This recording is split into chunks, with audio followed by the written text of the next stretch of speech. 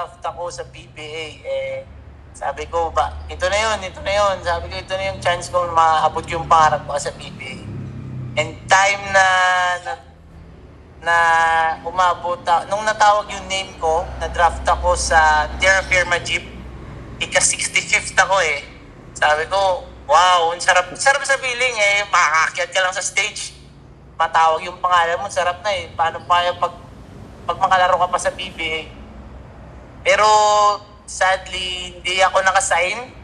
Well, okay lang yun kasi hindi pa naman tapos eh. Madami pang chance na makabot doon. Kaya sa isip ko is laban lang. Importante, andito na ako eh. Dito na ako sa stage na kaya kong umabot doon sa pangarap ko. And naniniwala naman ako na kaya kong makapunta talaga sa PBA. Basta sipagan ko lang. And bigay ko lang lagi yung best ko kung saan ako naglalaro.